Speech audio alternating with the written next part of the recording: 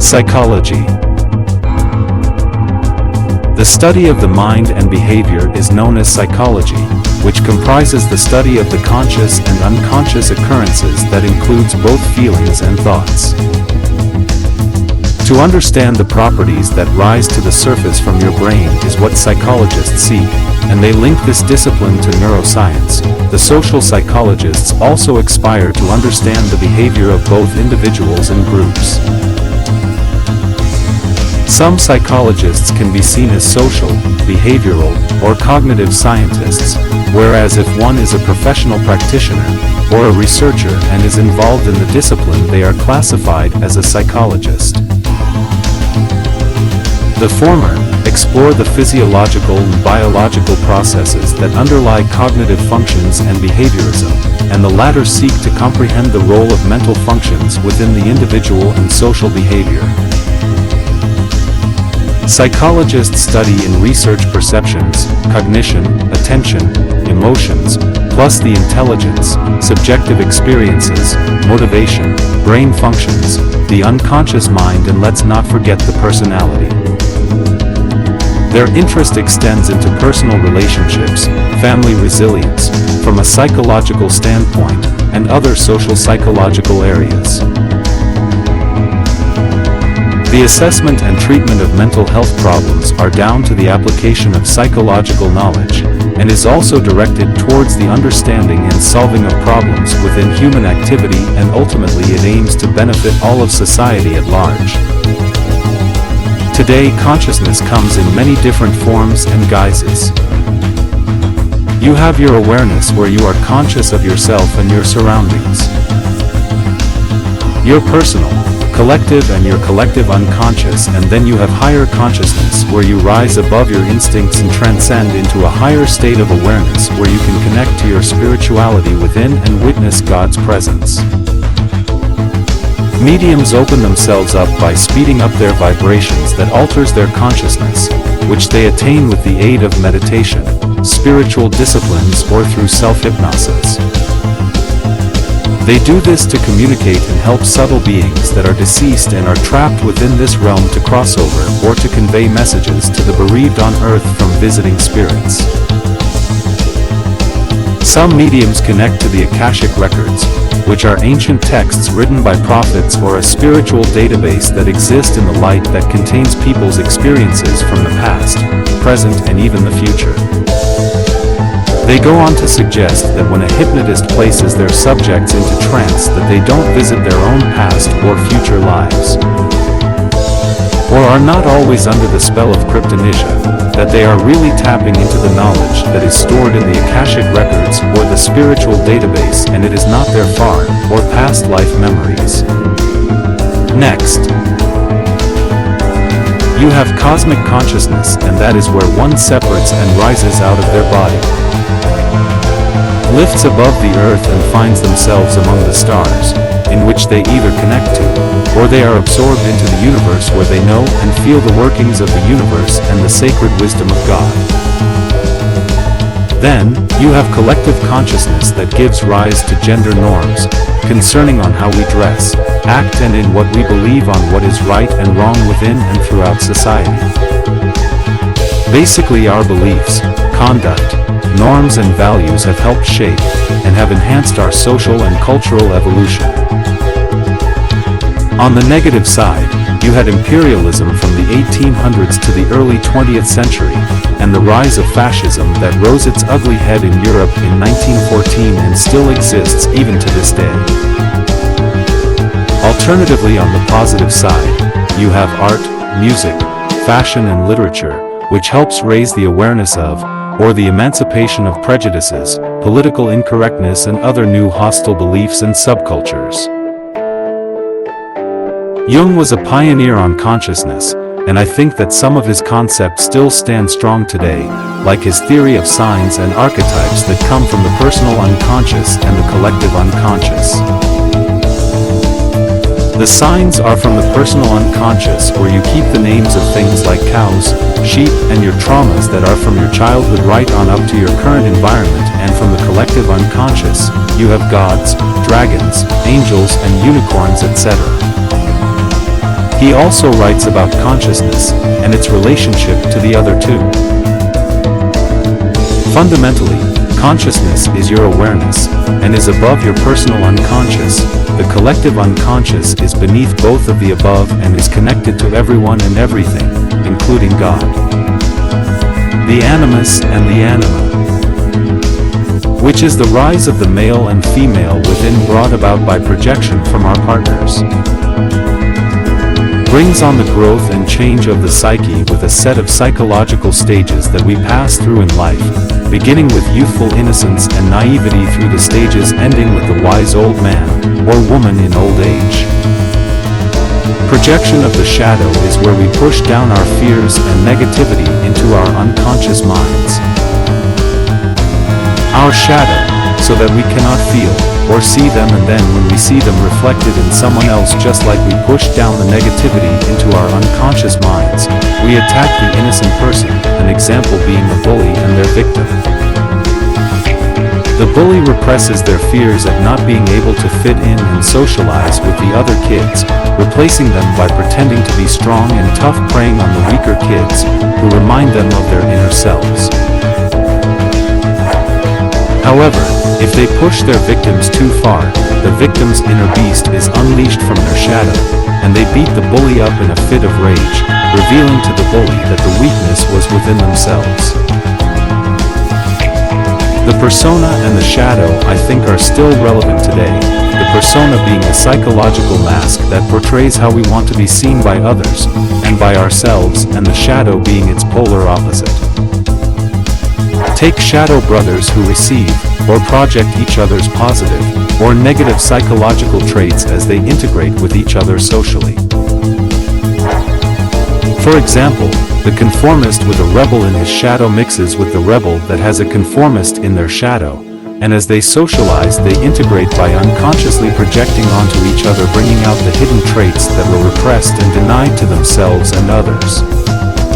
Next, there is the midlife crisis, which is where a person who has sacrificed their youth by working hard all their working life, paying for the rent, bills, food and other provisions, and bringing up their offspring are suddenly hit as the kids leave home. Middle age arrives and they have an emotional breakdown as they try to recapture their youth by buying fast cars, motorbikes, partying and chasing the young women or men about. That often leads to a separation or a messy divorce. Penultimately, there is the introvert and the extrovert. The former gains energy from being alone and loses it when mixing socially, and the latter does the opposite. And finally, let's not forget the archetypes from dreams, or messages from the collective unconscious, the former shining light on our desires, or traumas that we repress in our personal unconscious, and the latter receiving mystical symbols to meditate on, or decipher from the collective unconscious, or our God consciousness. Jung was Freud's student until their ideas clashed, and they fell out. Basically, Freud believed that all your problems stemmed from your libido and your childhood. So he would get his clients with free association or contemplation to connect to the root of their problems that motivated their drives, in effect bringing to the surface and resolving and integrating their childhood and adult traumas from their unconscious with a series of catharses in what is called psychoanalysis. Freud also contributed with dream analysis that consisted of solving the dream's enigmas and integrating them with the client's conscious mind and current understanding. Whereas Jung's transpersonal psychology says that your will is stronger than your drives, and if you repress those urges they will lose their potency, just like giving up cigarettes or alcohol. You wean yourself off of them until you transcend your drives. He also used dream analyses like Freud to maximize the overall effects to achieve better results. The cornerstone to Freud and Jung's discrepancy was that Freud said that Jung's transpersonal approach repressed the problems, and if they were not dealt with, they would resurface as something else, whereas Freud's techniques solved the symptoms by recall and integration with their current understanding, thus eradicating the patient's problems. Jung replied with, "Don't try to reach the root of the problems, because for every problem that you solve, up pops another problem from further down the line, and then deeper and deeper it goes into infinite regress." Basically, the journey is futile because there are no absolutes, just an endless stream of problems, so heal your psyche by being stronger than your symptoms, by rising above your drives with Jungian transpersonal psychology, and never feel the need to look back. Neuroscience. Recent psychological research suggests that we have a left and a right brain sharing the same skull. They say that fine neural threads connect the two brains, and it has been the act of neurosurgeons who deal with certain psychological malfunctions like epilepsy to sever the link, and the results have been successful. The patients have come out much the better for the intervention, although when the link is severed, it appears that the one skull now has two distinct people living in them. Further, there have been accidents that have damaged the left, or the right side of the brain only, and where the hemispheres were damaged, certain mind/body functions were impaired. There have been follow-up experiments, and it seems that each side of the brain does not even know what the other side does. Therefore, modern science now suggests that our language, logical and analytical processes are connected to the left brain, and our intuition and creative elements are connected to the right brain. So could the spiritual journey for the higher self and God be nothing more than the rational, moral, or analytical left brain seeking out correlation with the intuitive, inspirational, or creative right brain? Ultimately, Rupert Sheldrake's morphic field suggests that our memories are not only stored in our heads but also in nature. He says that the animals and plants all have a collective field that they resonate with through their DNA, and that is how we all develop into all the variations, or specific forms of life. Essentially, all natural systems from crystals to elephants inherit their growth and instincts from resonating with their specific morphic fields. Further, as we search and solve our problems, we put our struggles and achievements into the morphic fields where others can obtain them as they seek similar answers. They proclaim that the laws of nature are not fixed because as we resonate with the fields, nature's laws evolve too. Piaget. Let us look to Piaget now, who began his studies on the development of cognitive abilities in the early 1920s in Paris when he was working on the standardization of a children's intelligence test. He became intrigued by the replies that the children gave him. It seemed to him that the younger kids did not make errors. Rather, it seemed that the older children organized their thinking in different ways to give him better answers to the questions. He argued that knowledge was discovered and constructed through the child's own activity. The development of the child's knowledge about the world involved a series of transformations of earlier incomplete and erroneous ideas into increasingly more effective understanding. He noted that all babies are born with similar biological equipment, i.e., the senses, the brain, and reflexes, so he thought that the complex cognitive achievements of the older children must in some way be built up from the children's basic reflexes.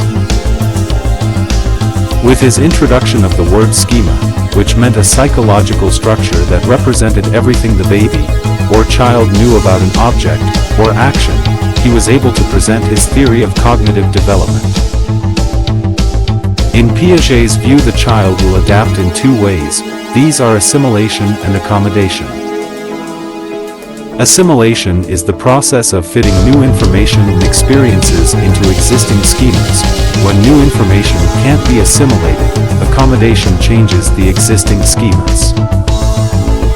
The transition of Piaget's stages has been called maturational because every child passes through them in the same order. It is not possible for a child to skip a stage, or to go through it in the wrong sequence, but it is not purely maturational.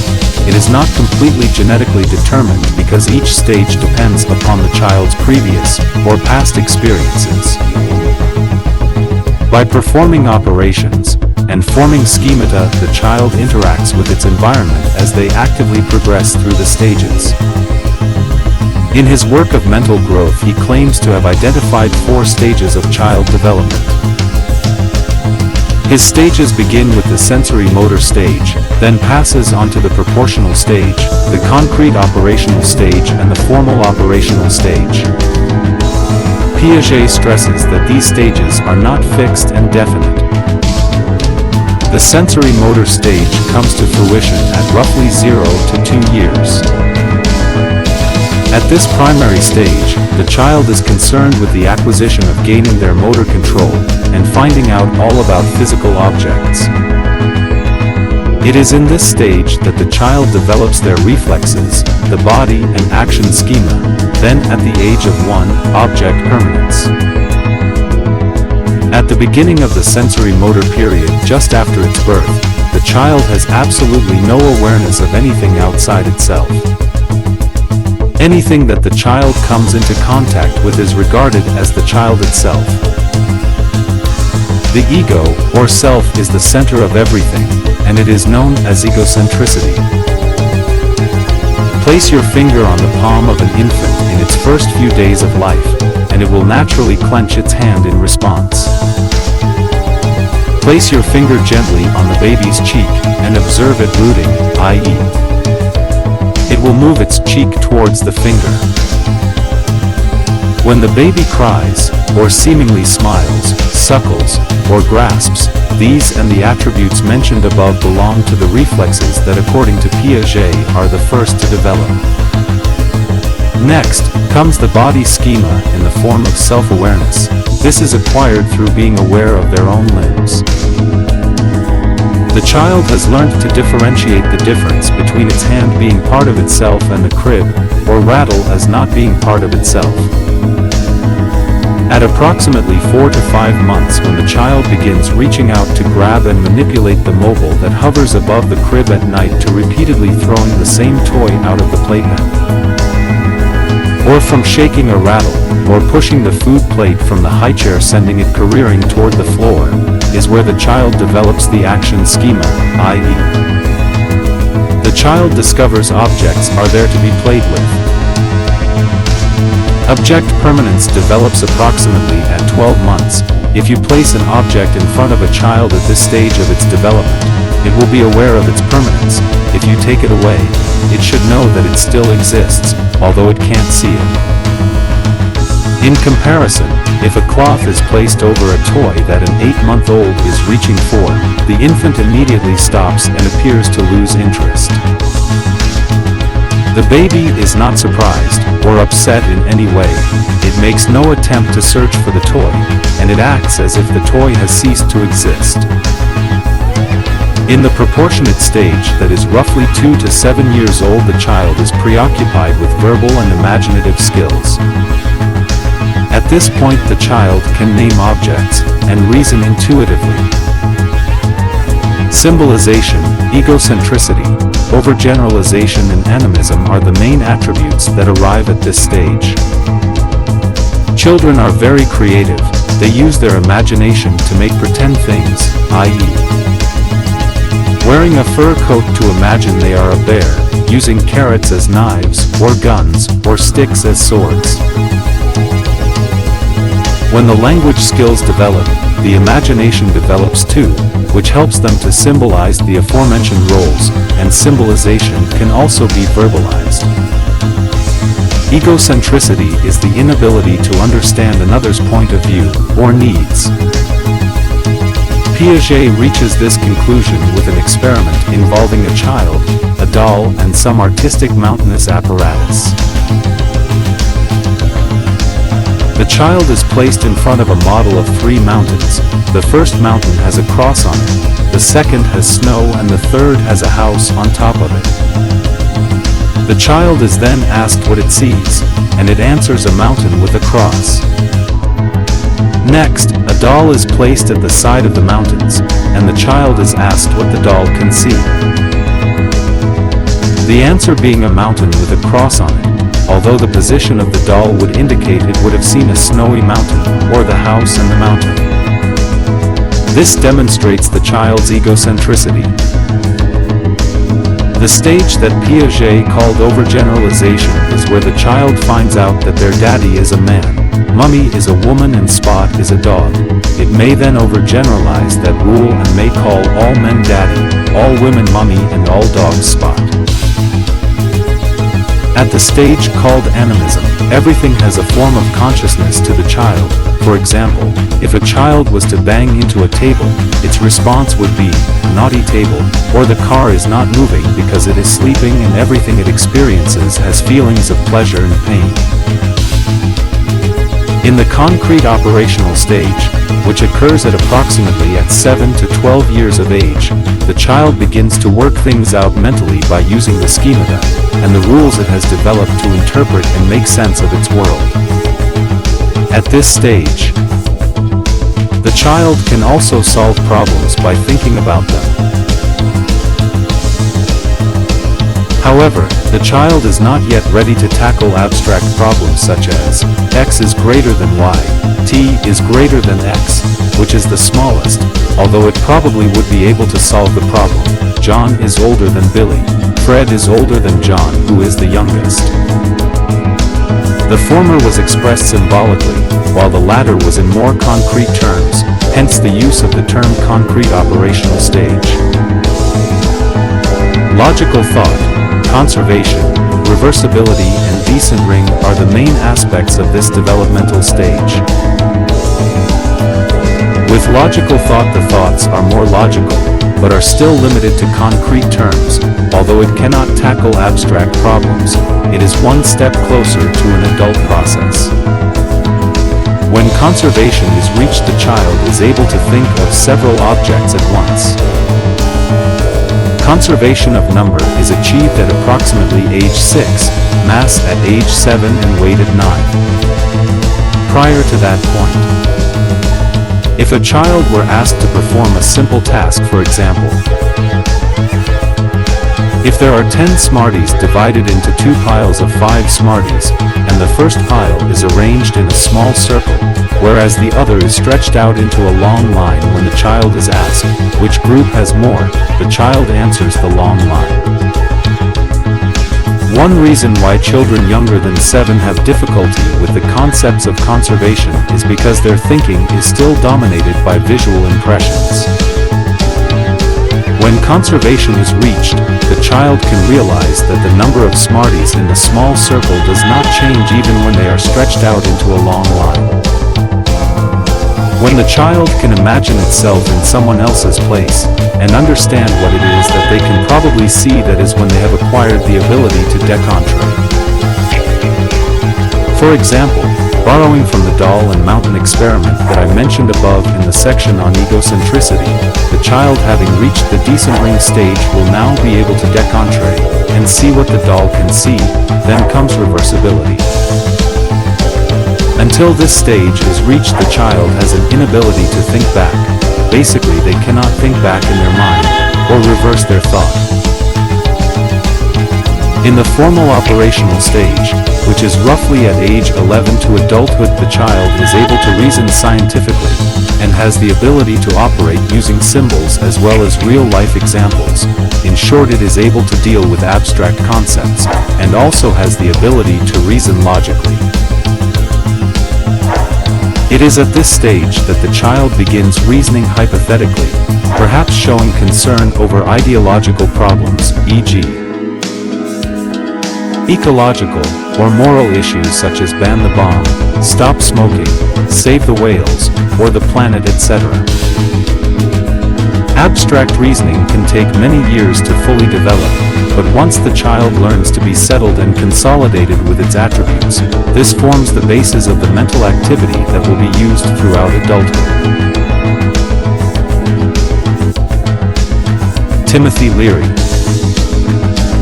Finally, Dr. Timothy Leary's 8 levels of consciousness with his space migration, intellect interacting with intellect and life expansion takes one from the primitive to God consciousness. To understand neurological space, Dr. Leary assumes that the nervous system has 8 mini-brains or brain circuits. Essentially 4 of these brains are in the left lobe and are to do with terrestrial survival. The other 4 are extraterrestrial, and they are in the inactive or silent right lobe and are for potential use in our future. This explains why the right lobe is generally dormant at this stage in our development and why it triggers when a person ingests psychedelics. Basically, because each of the mindsets consists of biochemical imprints, or matrices, they can be specifically triggered by neurotransmitters in the nervous system or by their botanical cousins. Basically, there are the first 4 terrestrial brain circuits, or mini-brains, beginning with level 1, the biosurvival system. Circuit 1 is the biosurvival circuit. The invertebrate brain evolved first at around 2 to 3 million years ago, and is activated at birth. It programs perception onto an either-or grid divided into nurturing helpful things, which it approaches, or obnoxious dangerous things, which it flees, or attacks, setting up the basic attitude of trust or suspicion that will last for life, and it can be triggered with opium, morphine, or heroin. Circuit 2 is the emotional circuit. This second more advanced brain evolved when vertebrates appeared and begun to compete for territory. We became territorial at approximately 500 million years BC, and is activated when the DNA triggers the metamorphosis from crawling to walking, as we evolve from a biosurvival infant to become a mammalian politician with mental, sociological, and physical demands. As every parent knows, the toddler is not longer a passive infant, but a politician that is quick to meddle in family decision-making and affairs. When it is said that we are acting like an emotionally egotistical 2-year-old, we are referring to one blindly following one of the tunnel realities imprinted on this circuit. Again, the first imprint is for life, and identifies the stimuli, which will automatically trigger dominant, aggressive, or submissive cooperative behavior, and it can be triggered by large amounts of alcohol. Circuit 3, the dexterity symbolism circuit. This third brain evolved when hominid types begun to differentiate from other primate stock at around 4 to 5 million years BC. And it determines our normal modes of manufacturing artifacts, and our conceptual thought, and it can be activated in the individual when the older child begins handling artifacts and in the sending, or receiving of human speech circuit units. If the environment is stimulating to the third circuit, the child takes a bright imprint, and becomes dexterous and articulate. On the other hand, if the environment is made up of stupid people, then the child takes a dumb imprint, i.e. it remains approximately at a 5-year-old stage of artifact clumsiness and symbol blindness. In popular speech, the first circuit is usually called consciousness, the sense of being in the present, and it is orientated to the body's survival. When one is unconscious, the first circuit is anesthetized and doctors can do surgery, or enemies can attack you and you will not escape, or flee. The second circuit in the same mindset is the ego, and it is the circuit sense of status in the tribe. The third circuit is the mind, which has the capacity to receive, integrate and transmit symbols produced by the hominid hand with artifacts, or the laryngeal muscles when one speaks. The imprints of these 3 circuits are at approximately 3.5 years, and they determine the basic degree and style of trust or distrust that will color the degree and style of the child's assertiveness, or submissiveness that will determine ego status, and the degree and style of being clever, or clumsy at how the child handles tools, or ideas. Evolutionary speaking, the first brain passively floats towards nurturing and retreats from danger. The second brain is always struggling for status in the tribe's pecking order. And the third brain is hooked into human culture, and deals with life through a matrix of human-made gadgets, and human creative symbolism, and this circuit is stimulated by tea, coffee, a high-protein diet, speed, or cocaine. Circuit 4 is the social/sexual circuit that was formed when hominid packs evolved into Homo sapien societies, and programmed specific sex roles for their members at around 30,000 BC, and it is activated at puberty when DNA signals trigger the glandular release of sexual neurochemicals, and the metamorphosis to adulthood begins. The first orgasms, or mating experiences, imprint a characteristic sex role, which again is biochemically bonded, and remains constant for life unless brainwashing or chemical re-imprinting is accomplished.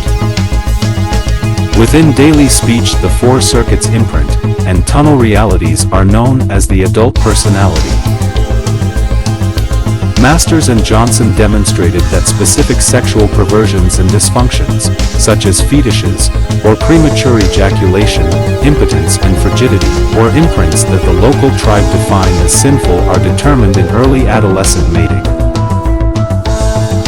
The fourth brain, dealing with the transmission of tribal or ethnic culture across generations, introduces the fourth dimension, time. Circuit 5, the fifth brain circuit, begun to appear approximately 4,000 years ago in the first leisure class civilizations, and has been increased statistically in recent centuries, a fact demonstrated by the hedonic art of India, China, Rome and other affluent societies. More recently, Ornstein and his school have with electroencephalograms demonstrated that this circuit is the first jump from the linear lobe of the brain to analogical right lobe. And this circuit represents the transition from the left linear lobe to the right analogical lobe of the brain, and can be achieved by sensory deprivation, social isolation, or physiological shock, and it is the fixation of the occult practices, such as shamans, tantric and even hatha yogis. It has traditionally been reserved to the pagan primitive, and to the educated aristocracy of leisure societies, who have solved the four terrestrial survival problems. At about 20,000 years ago, shamans in the Caspian Sea in Asia discovered the specific aforementioned neurotransmitter. And it quickly spread throughout Eurasia, and of course we are speaking of cannabis, and it is no accident that the cannabis user generally refers to the neural state when stoned as being high, or spaced out, as it can also be triggered by surfing, deep-sea diving, being in space, or free-falling. Circuit 6 is the neuroelectric circuit that consists of the nervous system becoming aware of itself. Apart from imprinted gravitational reality maps of Circuit 1 to 4, and even apart from the body rapture of Circuit 5, and was first reported at around 500 BC, and the characteristics are mammalian politics, which monitor and transcend the power struggles among terrestrial people. One isn't coercively manipulated into another's mindset, or forced to struggle against it with mutual emotional game playing, the usual soap opera dramatics. No specific six-circuit chemicals are yet available, but strong psychedelics, such as mescaline and psilocybin, open the nervous system of Circuit 5 and 6 channels, and it is called turning on, or tripping. Count Korzybski, the semanticist, called this state as consciousness of abstracting and doctrine. John Lilly simply called it metaprogramming, that is to say, to have an awareness of programming, one's programming. The Einsteinian relativistic intelligence, conscious intelligence, recognizes, for instance, that the Euclidean, Newtonian and Aristotelian reality maps are just 3 among billions of possible quantum programs, or models for us to experience. When humans have climbed out of the atmospheric gravitational planetary well, left the gene pool, Accelerated sixth circuit intelligence in communicating with advanced alien species through telepathy built into our DNA, activated high velocity, multiple choice and relativity, which are also triggered by Raja Yoga along with of which I mentioned above, mescaline, magic mushrooms and peyote. Circuit 7 is the neurogenetic mini-brain, or brain circuit. Antihistone proteins activate the seventh brain circuit, and it is when the nervous system starts to receive signals from within the individual neuron from the DNA-RNA dialogue. With the DNA memory coiling back to the dawn of life, there is a sense of inevitability of immortality and interspecies symbiosis that comes to all Circuit 7 mutants, since we stand right now on the doorstep of extended longevity that will eventually lead to our immortality. The first to achieve this mutation spoke of past life memories, or reincarnation and immortality, etc. To prove these memories were real, the Hindus and Sufis gave marvelous accurate poetic vistas of evolution 1 or 2,000 years before Darwin, and they foresaw superhumanity before Nietzsche. The Akashic records of theosophy, the collective unconscious of Jung and the phylogenetic unconscious of both of Groff and Ring are three modern metaphors for this brain circuit. The visions of both past and present evolution that is described by people who have had out-of-body experiences and near-death experiences when they are close to death also describe the trans-time Circuit 7 tunnel reality. And the consuming of LSD triggers it, and peyote and psilocybin produces some Circuit 7 experiences too. Circuit 8, the neuroatomic system. This is the furthest out that human intelligence comes. Out-of-the-body experiences, astral projection, contact with extraterrestrial entities, or with a galactic overmind have been reported for thousands of years, and not just by the ignorant, superstitious, or gullible. In fact, they are quite often reported by the finest minds among us, such as Socrates, Giordano Bruno, Edison, and Buckminster Fuller, etc., and Dr. Kenneth Ring has attributed these phenomena to what he calls the extraterrestrial unconscious. Dr. Leary suggests that Circuit 8 is a metaphysiological quantum mechanical communication system that doesn't need a biological container. When the nervous system is turned on to this quantum level circuit, spacetime is obliterated and Einstein's speed of light barrier is transcended as we escape electromagnetic chauvinism. This neuroatomic intelligence is for mutations beyond terrestrial domesticity, when we need our higher intelligence and a richer involvement in the cosmic script. Further transcendence will no longer be satisfied by physical bodies, and not even immortal bodies hopping across spacetime, as Circuit 8 will open a further frontier of new universes and realities, beyond theology into the science and art of godmanship. Essentially, it is therefore possible that angels and extraterrestrials reported by Level 8 visionaries are members of species that have evolved to this level, and it is also possible that they are our future selves.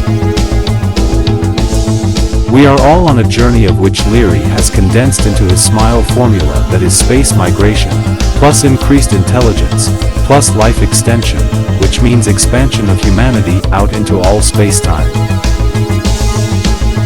The circuits are all biological imprints in the nervous system, each one bigger than before, evolving toward intelligence, studying intelligence that are capable of accelerating our own cosmic migration, interspecies integration, and of course our spiritual evolution.